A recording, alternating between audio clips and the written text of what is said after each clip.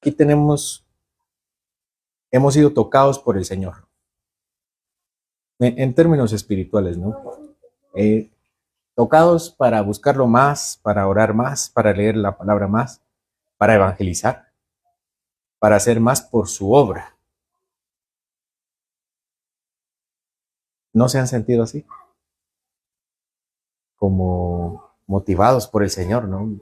A veces parece que la vida espiritual es como altos, ¿no? Donde uno busca más al Señor y se siente más cercano de Él. Y de alguna forma siente más su presencia. Y después vienen los valles y uno se siente alejado, deja de orar, deja de leer la palabra, mucho menos comparte la palabra. Eh, Me refiero a sentir que el Señor está fortaleciendo nuestra relación con Él. Pero yo creo que no pasa mucho tiempo hasta que uno empieza a debilitarse y a querer destruir eso que el Señor ha hecho en nosotros. Porque uno lo destruye, no es nadie que lo destruye en uno. Destruir lo que hemos avanzado en nuestra relación con Él, destruir la obra que Él está avanzando. En la historia de Nehemías, esos enemigos tienen nombre. Acompáñenme en la lectura, versículo 1 y 2. Cuando oyeron Sanbalat y Tobías y Gesem el árabe y los demás de nuestros enemigos, que yo había edificado el muro y que no quedaba en él portillo, aunque hasta aquel tiempo no había puesto las hojas en las puertas. Sanbalat y Gesem enviaron a decirme: ven y reunámonos en algunas de las aldeas del campo de Ono, mas ellos habían pensado hacerme mal. Un poco de contexto: nosotros tenemos a nuestro héroe, nuestro protagonista Nehemías. Israel estaba cautivo en Babilonia, en Persia, técnicamente fue en Persia, y regresa a un grupo, y regresa a otro grupo, y el tercer grupo viene con Nehemías, y Nehemías ya ve la obra que han hecho los dos grupos anteriores. El primer grupo reconstruye el templo, el segundo grupo empieza a trabajar la ley, a poner la ley otra vez en el corazón de los hombres, y Nehemías tiene una tarea específica, que es reconstruir Jerusalén. Los babilonios, más o menos 100 años antes, habían destruido y arrasado con todo Jerusalén, y Nehemías se había dolido porque Jerusalén estaba en ruinas. Y empieza la obra, y eso es lo que nosotros leímos en los primeros 4 capítulos. Cómo Nehemías había construido, empezado a construir los muros, y poco a poco, esa era la obra del Señor. Nehemías había dejado su puesto importante al lado del emperador Artajerjes I para construir la obra del Señor. Él estaba demasiado cómodo en su vida normal y regular y deja todo lo que tiene, deja todas sus comodidades para meterse en problemas. Y meterse en problemas por causa del Señor. Y estos problemas tienen por lo menos 3 nombres. El primero es Sanbalat, el segundo es Tobías y el tercero es Gesem el árabe. Son los mismos. De hecho, vean cómo Nehemías dice, no dice mis enemigos, dice nuestros enemigos, porque no eran enemigos solamente de él, eran enemigos de todo el pueblo del Señor. No era su lucha, era la lucha de todos, de todo el pueblo, porque era la obra del pueblo de Dios, la de reconstruir Jerusalén, los muros de Jerusalén. Cuando Nehemías narra la construcción del muro, de los muros en el capítulo 2, no, de hecho no dice su nombre. Ustedes leen toda la lista y Nehemías no se nombra. Y no es porque él no haya construido, porque en el capítulo 4 nos dice que él participa. Él nos cuenta que aportó, pero también evita nombrarse en la lista del capítulo 2 para evitar que, aunque nosotros decimos que él es nuestro protagonista, él no es el protagonista del libro de Nehemías. Lo que sí es cierto es que Nehemías era el líder de la obra y el representante. Él es también el máximo receptor de los ataques contra la obra de Dios, porque esa obra que estaba haciendo Nehemías no era un capricho de Nehemías, era la obra del Señor, la obra que él había profetizado para con ellos, para proteger a Israel. Y él es el principal receptor de los ataques contra la obra de Dios. 2 de estos enemigos eran Sanbalat y Gesem. Y dice que este Sanbalat y este Gesem los citan a las afueras de Jerusalén, concretamente en el campo de Ono. No pude ubicar cuál era el campo de Ono, así que les queda de tarea a ustedes. Pero, ¿cuál fue la reacción de Nehemías? Versículo 3 y versículo 4. Y les envié mensajeros diciendo, yo hago una gran obra y no puedo ir, porque cesaría la obra, dejándola yo para ir a vosotros. Y enviaron a mí con el mismo asunto hasta 4 veces, y yo le respondí de la misma manera. Desde ya podemos aprender las primeras lecciones de la historia. Hemos mencionado que nosotros como cristianos no tenemos 3 enemigos como Sanbalat, como Gesem y como Tobías. Nosotros sí tenemos 3 enemigos, pero 3 enemigos diferentes.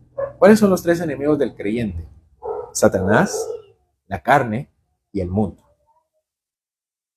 Que por mucho que encontremos en personas que no son cristianas algún tipo de afinidad, debemos recordar que son enemigos de Cristo y de su reino.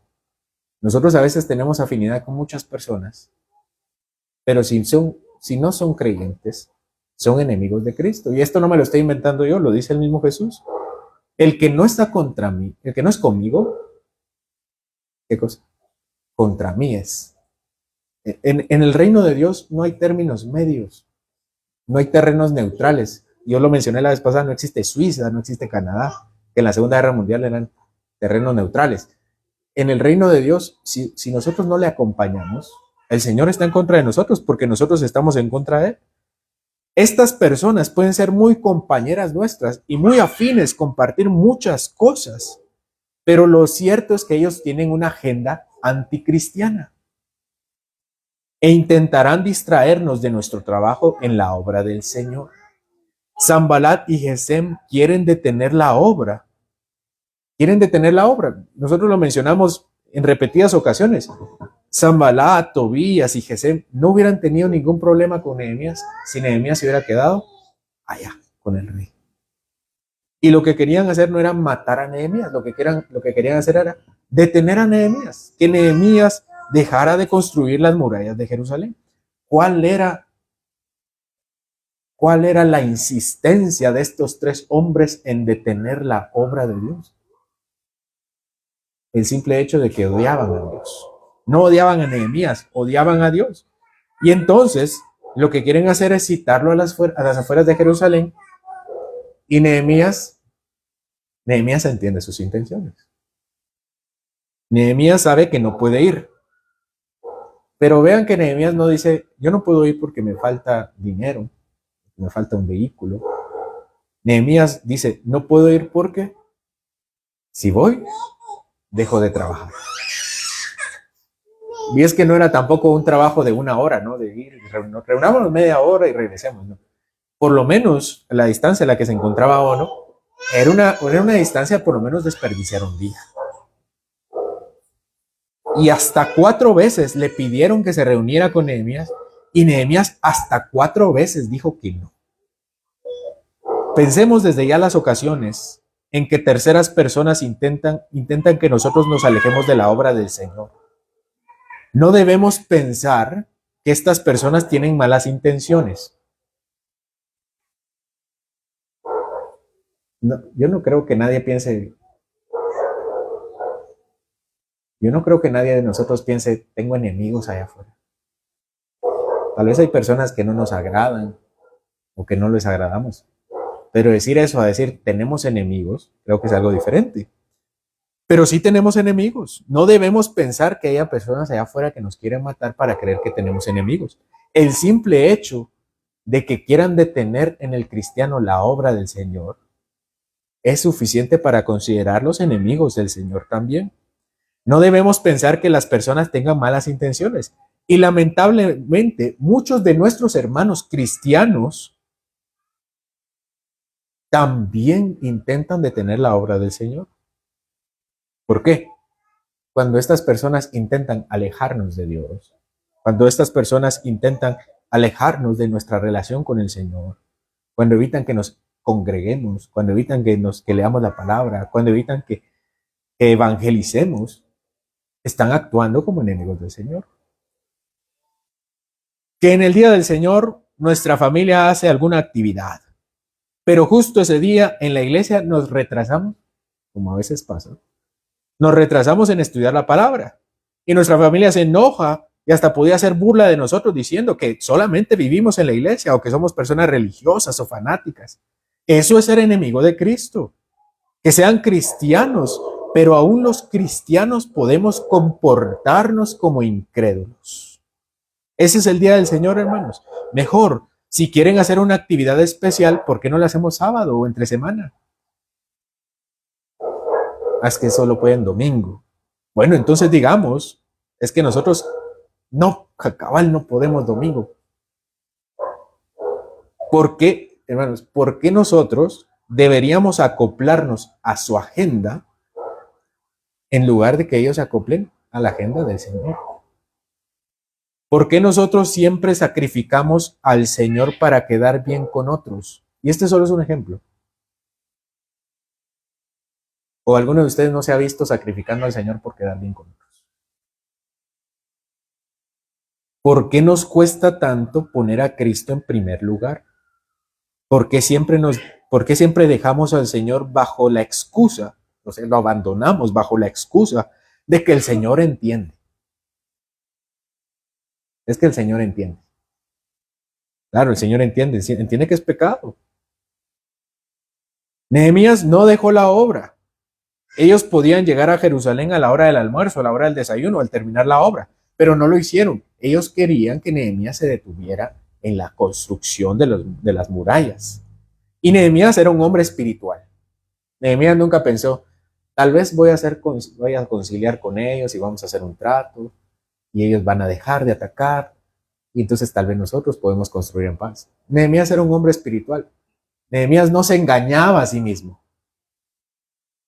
Nehemías sabía cuáles eran las intenciones de estos hombres. Pero ojalá la vida fuera tan sencilla, ¿no? Decir, ya no. Y se acabó el problema. El problema es que los ataques del enemigo continúan. Versículo 5 al 7. Entonces Sanballat envió a mí su criado para decir lo mismo por quinta vez, con una carta abierta en su mano en la cual estaba escrito: se ha oído entre las naciones, y Gasmu lo dice, que tú y los judíos pensáis rebelaros y que por eso edificáis tú el muro, con la mira, según estas palabras, de ser tú su rey. Y que has puesto profetas que proclamen acerca de ti en Jerusalén diciendo, hay rey en Judá. Y ahora serán oídas del rey las tales palabras. Ven por tanto y consultemos juntos. Esto que está pasando es malévolo, malvado. No podemos esperar nada menos. Nehemías pasó la primera prueba. ¿Se recuerdan? En la última ocasión él pasa la primera prueba. Es una especie de batalla psicológica que tienen con él. Y la siguiente sería más fuerte. En la primera fue una intimidación sutil, pero esta ya era bastante grave. Si ustedes se ponen a pensar, esta intimidación fue bastante grave. En esta quinta ocasión, llevaron una carta donde contaban supuestamente que habían descubierto el plan secreto, entre comillas, el plan secreto de Nehemías. Dice, se ha oído entre las naciones. Puro chisme. Eso siempre tiene que ser peligroso. Los chismes siempre son peligrosos. Supuestamente, todos dicen, todas las naciones, yo no sé a qué naciones fue él, pero todas las naciones dicen esto. Y nosotros ya lo sabemos. Y aquí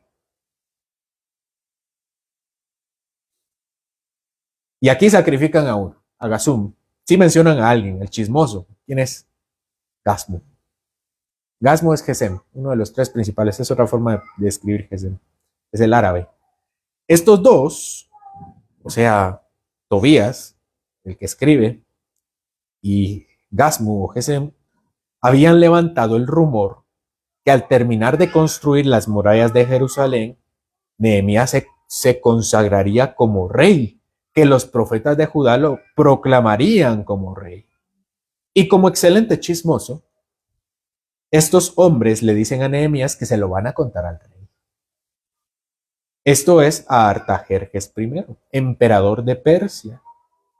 Y yo les recuerdo, tal vez se nos ha olvidado, pero Judá en este momento se está reconstruyendo. Ellos vivían exiliados en Persia, viven en distintas partes del imperio y tienen un emperador sobre ellos. y es el emperador Artajerjes. Y Nehemías era el consejero, el copero del rey Artajerjes, y es el rey Artajerjes que le da permiso a Nehemías para ir con sus hermanos y reconstruir Jerusalén.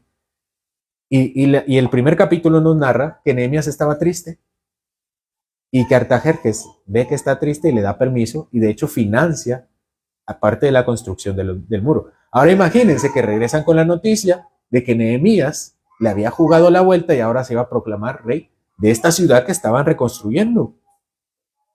Eso sería grave, porque el rey podría pensar que Nehemías lo traicionó. No era cualquier judío que se estaba levantando para una revuelta.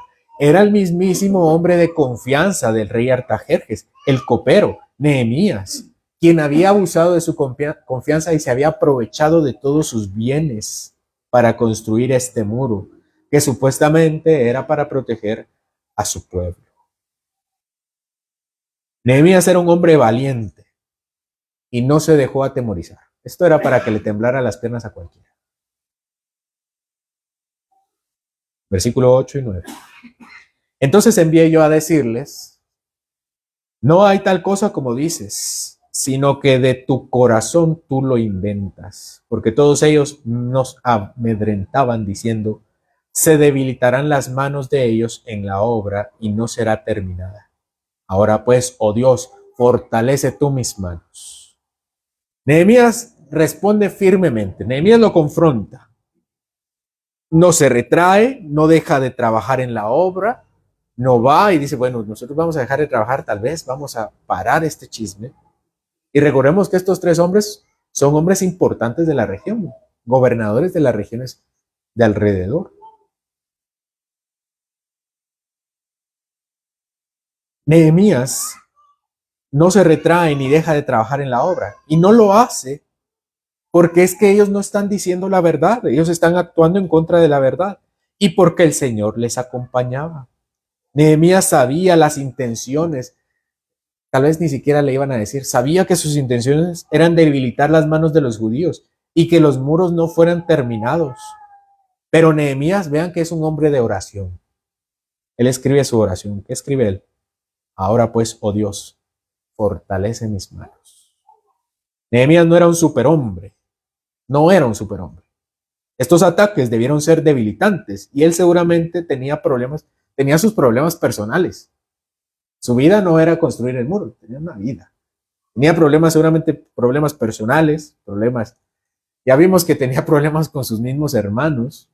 Estaba tratando de decirle a sus hermanos que no se cobraran usura. Y ahora problemas de afuera también. Así que el Señor, así que Nehemías confía en el Señor para sus fuerzas. Por eso ora, fortalece mis manos. Es decir, ayuda a los que nos debilitamos. Da fuerza a mí que me canso. Y parece que Dios responde. Y parece, vean esta palabra, parece. Pareciera que Dios va a responder por medio de un hombre. Versículo 10.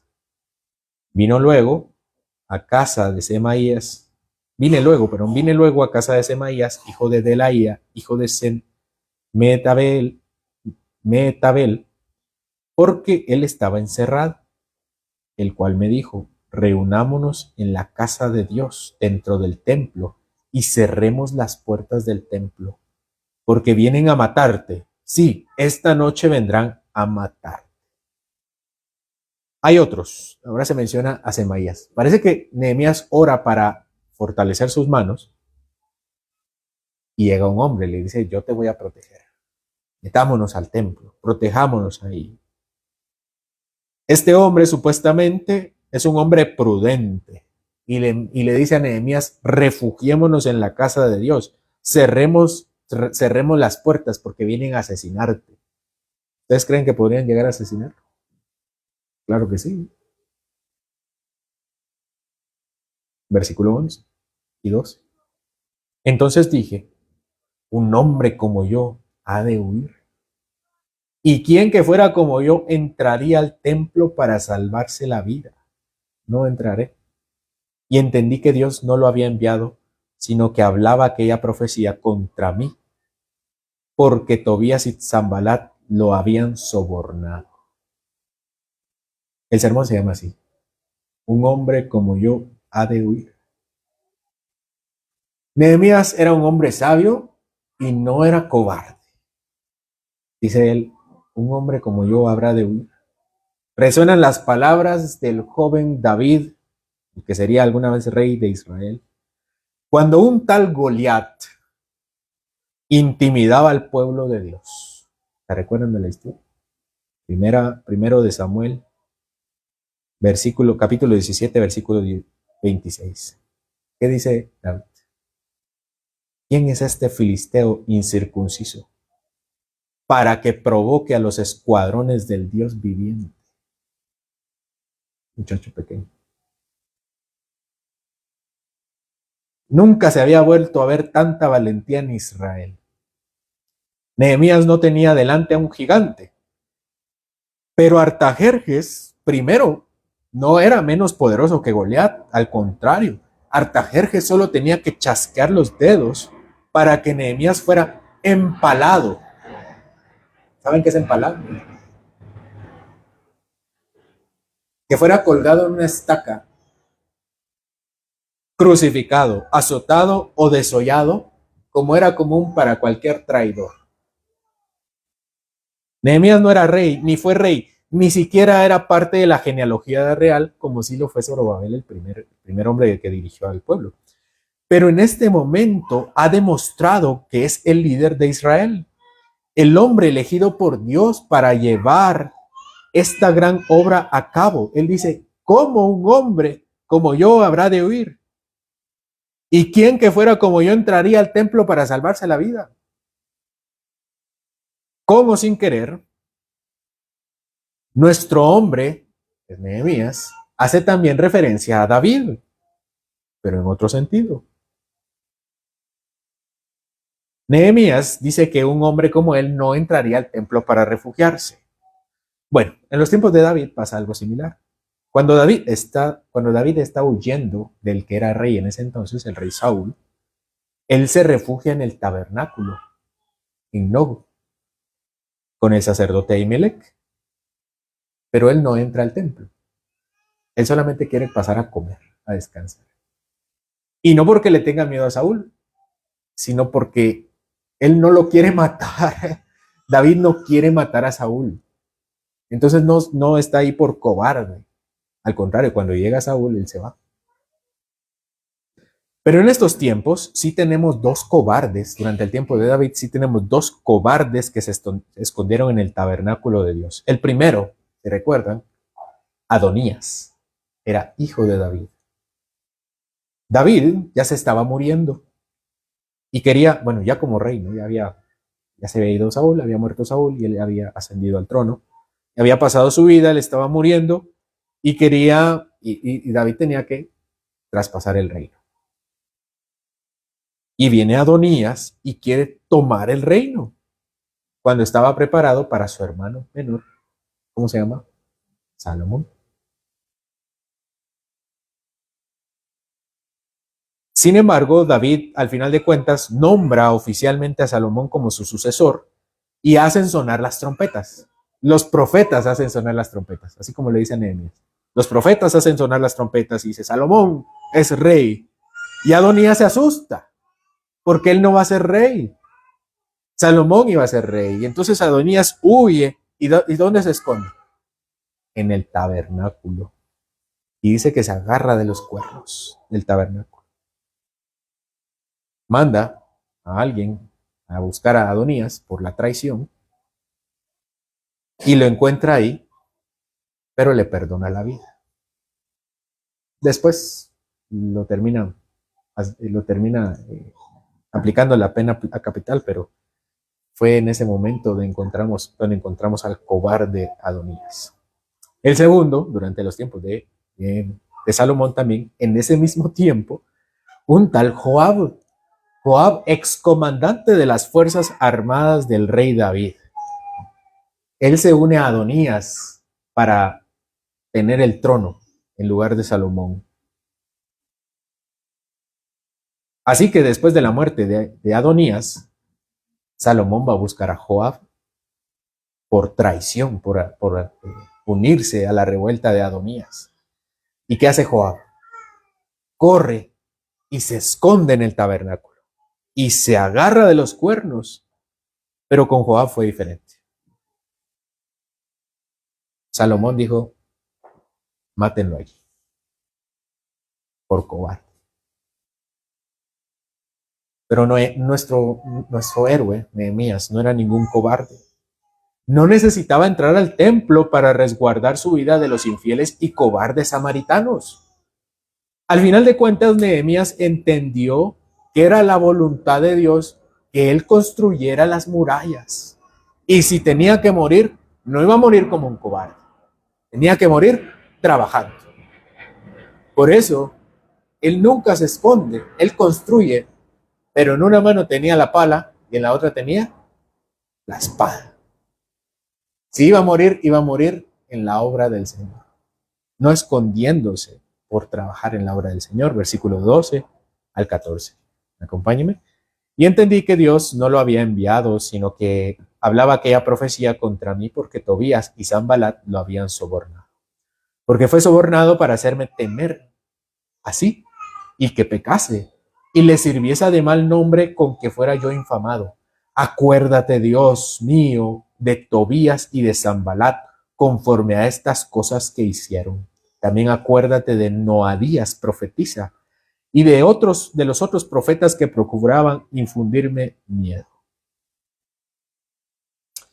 Semaías, este hombre que lo invita a meterse al templo, se había unido a sus enemigos, a sus tres enemigos, Tobías, Sanbalat y Gesem. Una persona dentro de su propio pueblo que Nehemías había llegado a ayudar. Una persona que se supone era su hermano, había sucumbido a los engaños de los samaritanos. El dinero, al parecer, porque no dice solamente que lo engaña, dice que fue sobornado. El dinero, al parecer, valía más que la obra de Dios.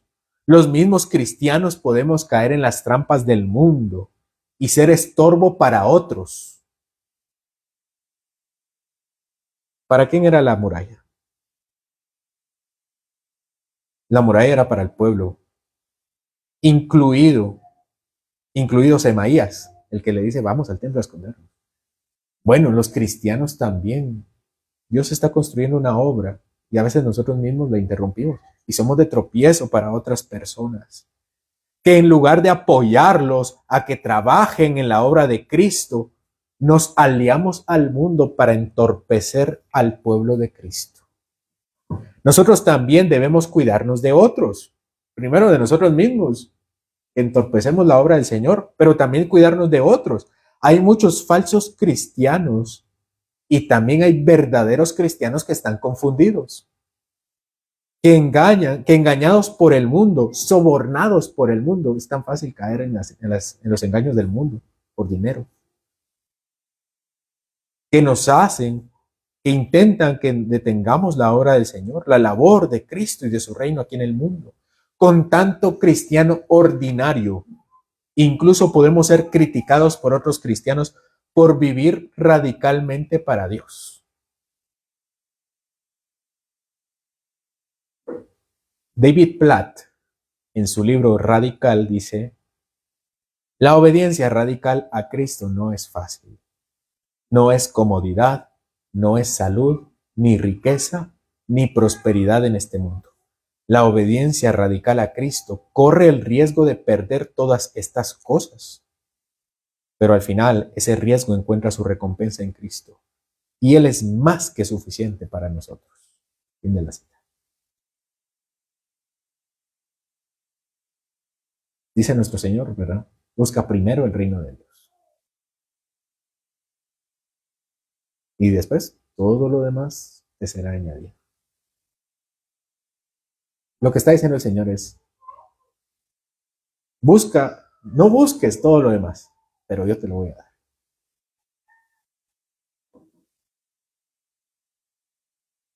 El mundo ofrece estas cosas. ¿Qué le ofrece Satanás a Cristo?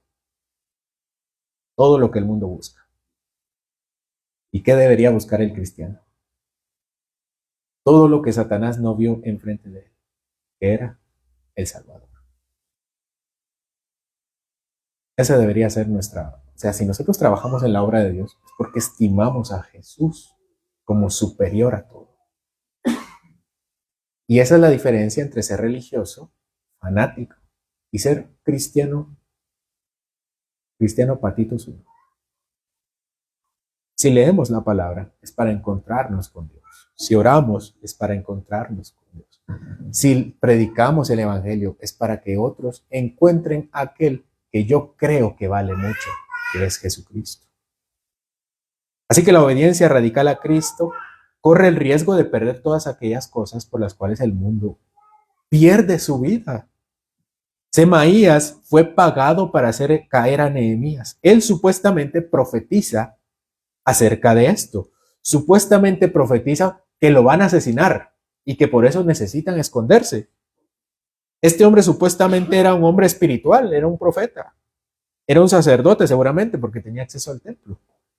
Pero Nehemías era más espiritual porque se dio cuenta que un hombre de Dios no trabaja en contra de la obra de Dios, que podría parecer sabio, pero el hombre verdadero, el que hace la obra del Señor, debería buscar y motivar a otros a hacer la obra del Señor.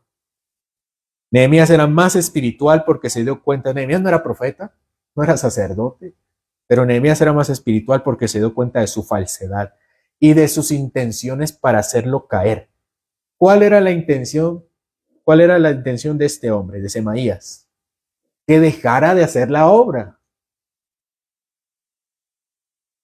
No era matarlo. O sea, si nos damos cuenta de todo lo que está pasando, todos están obrando para que Nehemías deje de trabajar.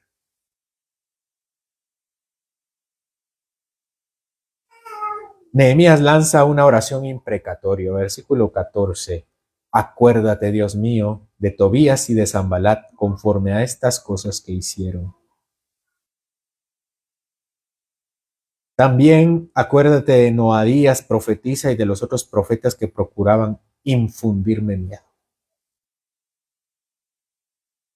Esto nos recuerda que nosotros deberíamos orar más por los enemigos de Cristo, que no son nuestros enemigos al final de cuentas. No debemos ser indiferentes a los enemigos de Cristo, nunca. Incluso cuando los enemigos de Cristo son nuestros familiares o son nuestros compañeros.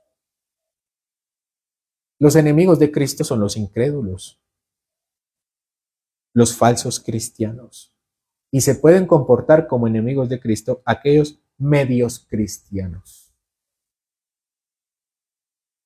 Señor, encárgate de ellos. Dios hace dos cosas con sus enemigos.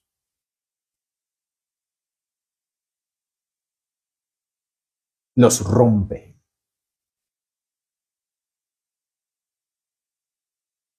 Rompe a unos, rompe su corazón, para que lo único que encuentren es a Jesús para salvarlo. En ese sentido, nosotros éramos enemigos de Cristo alguna vez, pero Él a su tiempo, como dice Pablo en Romanos, a su tiempo murió por nosotros. Nunca debemos olvidarnos que nosotros éramos enemigos de Cristo. Y Él, por su misericordia y por su bondad, decidió enviar a alguien que estaba trabajando en la obra del Señor y nos comparte el Evangelio. Y somos rotos y quebrantados. Y la espada del Señor entra en nuestro corazón y entendemos el Evangelio. Y dejamos de llamarnos Tobías y Sanbalat y Gesem. Y ahora nos llamamos hijos de Dios. Sin embargo, Dios también tiene otro destino para otra parte de sus enemigos, que es la condenación, porque les paga por el mal hecho. Nunca debemos nosotros pensar que ese podría ser el destino de aquellos que llamamos nuestros amigos o nuestra familia. Por eso nunca deberíamos ser indiferentes. Y por eso es correcta la oración de Nehemías. Señor, acuérdate de Tobías y de Sanbalat conforme a lo que hicieron Y acuérdate de Noadías, profetiza, y de los profetas que intentaron infundirme miedo. Nosotros tenemos el Evangelio, tenemos la espada, como una espada para vencer a los enemigos de Cristo. Aquí hasta se menciona un nuevo personaje que no habíamos visto. Yo sé que a veces los nombres nos confunden un poco, pero Noadías, a Noadías no lo habíamos escuchado. Es nuevo, es nueva, de hecho. Dice, Noadías profetiza. Una mujer profetizando en contra de Nehemías y otros profetas profetizando en contra de Nehemías. Imaginen a Nehemías luchando con su propia voluntad al oír a estos hombres que supuestamente son espirituales y le traen las palabras del Señor. Hace falta voluntad para sembrarse y decir, ustedes son falsos. Pero porque él se sembró y se atrincheró en la voluntad de Dios, él pudo terminar la obra del Señor. Versículo 15 y 16. Fue terminado pues el muro el 25 del mes de Elul, en 52 días. Y cuando lo oyeron todos nuestros enemigos, temieron todas las naciones que estaban alrededor de nosotros, y se sintieron humillados y conocieron que por nuestro Dios había sido hecha esta obra. Todo el trabajo, todo el dolor, todo el sufrimiento, todo el cansancio de Nehemías y de Israel habían dado sus frutos. Terminaron, sí, y las naciones sintieron miedo, se sintieron humillados y conocieron que por el Señor había sido terminada esa obra. Así también será la coronación de Cristo. Finalmente la iglesia triunfará y ganará su batalla en contra de Satanás, del pecado y del mundo. Todos los enemigos de Cristo serán humillados y toda lengua confesará que Cristo es el Señor, para gloria del Padre. El Señor nos verá y nos hará puros y nos quitará el pecado, y conoceremos que la obra de Cristo fue perfecta en nosotros. Y sus enemigos serán humillados por su propia maldad, mientras nosotros gozaremos en eterno resguardo entre sus muros. Eso será en el futuro, cuando la obra final de Cristo sea terminada. Pero aquí, hermanos, aquí la batalla sigue. Versículo 17 al 19. Asimismo, en aquellos días iban muchas cartas de los principales de Judá a Tobías, y las de Tobías venían a ellos, porque muchos en Judá se habían conjurado con él, porque era yerno de Secanías, hijo de Ara, y Johanán su hijo había tomado por mujer a la hija de Mesulam, hijo de Berequías. También contaban delante de mí las buenas obras de él, y a él le referían mis palabras, y enviaba a Tobías cartas para atemorizar. Por si creían que se había terminado felices para siempre. Seguía y seguían las cartas y seguían las intimidaciones.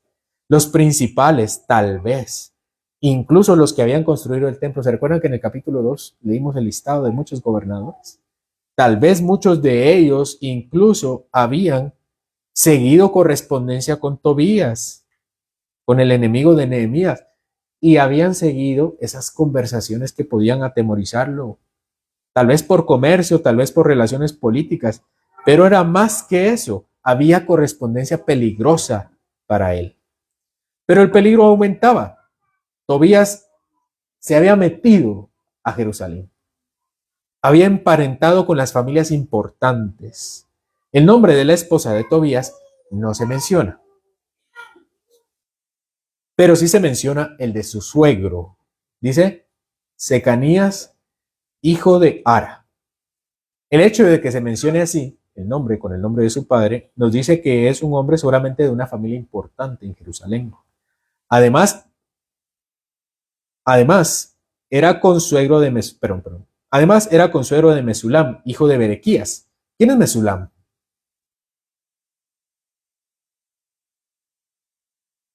Tobías era el enemigo, no uno de los enemigos. Era consuegro de un tal Mesulam, hijo de Berequías. Vamos a ver si recuerdan de Mesulam, hijo de Berequías. Mesulam construye 2 tramos en Nehemías capítulo 3. Su hijo, Johanán, se casa con la hija de Tobías. Se habían metido. Con todo esto entendemos que el cristiano tiene enemigos, muchos enemigos, y muchos dentro y muchos fuera. Muchos con querer y muchos sin querer. Muchos con las intenciones de ser incrédulos y muchos cristianos que están desubicados. Pero su principal categoría como enemigo es el hecho de que interrumpen la obra de Dios.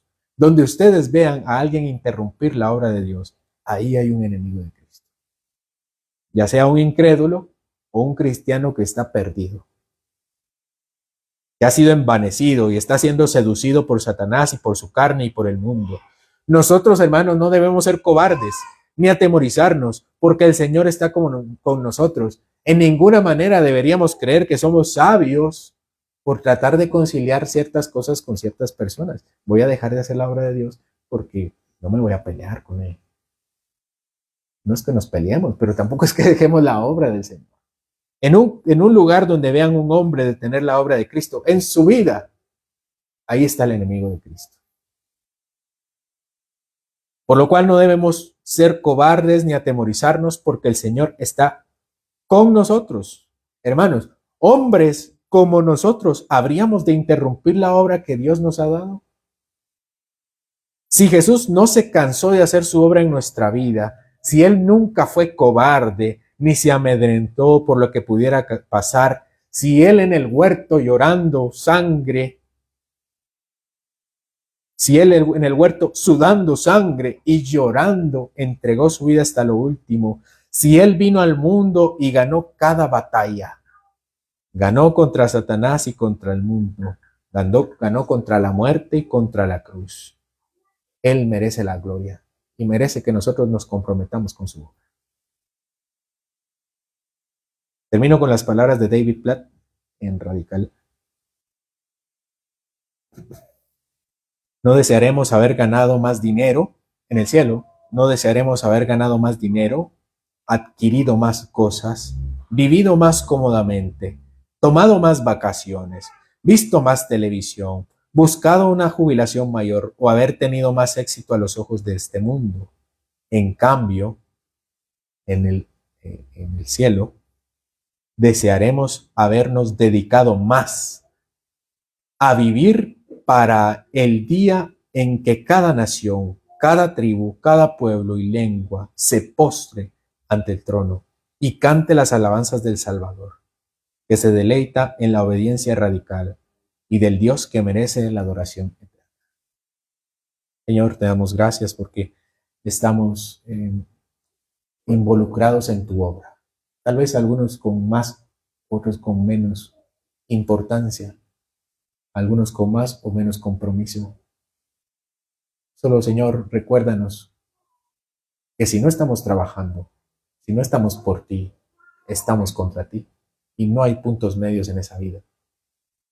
Ayúdanos, Señor, a no ser mediocres al entregarte nuestra vida y no tener miedo del mundo, Señor, de aquellos que supuestamente son sabios y nos llaman a la mesura, de aquellos que se supone son sabios y creen que nosotros somos demasiado radicales, porque nunca habrá un hombre tan radical para entregar su vida a ti, Señor. A todo nos falta, porque como dice tu palabra, al final de hacer nuestra obra, diremos, hicimos lo que nos tocaba, siervos inútiles somos. Pero aún así, Señor, tú tienes misericordia de nosotros y nos entiendes, entiendes que pecamos y nos das fuerzas para pedir perdón, para seguir siendo transformados. Así que, Señor, que tu palabra hoy no haya caído en saco roto, sino en un corazón que siembra, que toma, Señor, y que vive para agradarte. Ayúdanos a pensar en la eternidad, cuando estemos allá, Señor, contigo. ¿Cómo desearíamos haber vivido, Señor? Ayúdanos a pensar, a darnos cuenta que no necesitábamos en este mundo más vacaciones, ni tener una mayor jubilación, ni tener más dinero, ni más empresas.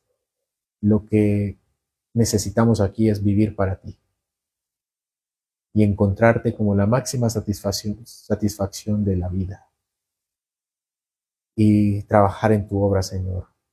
Dar a conocer al mundo tu nombre, porque hay muchos, Señor, que creen que te conocen, pero no te conocen. Y en este país, Señor, donde muchos creen que son cristianos y no lo son, ayúdanos, Señor, a que ese amor que nosotros profesamos tener sea cultivado en los demás, para que se den cuenta, Señor, que en ti hay vida eterna desde ya, Señor.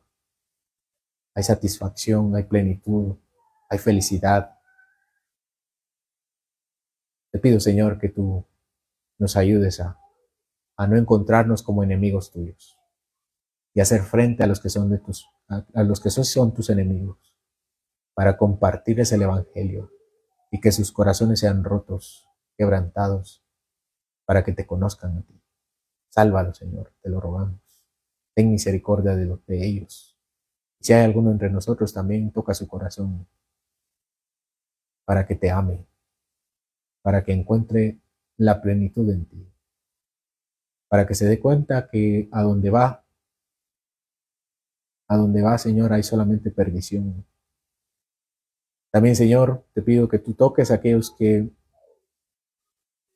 se encuentran debilitados. Fortalece sus manos, Señor, especialmente ahora que iniciamos una nueva semana, para adentrarnos en la vida real, para seguir, Señor, trabajando por ti y para ti. En el nombre de Jesús. Amén.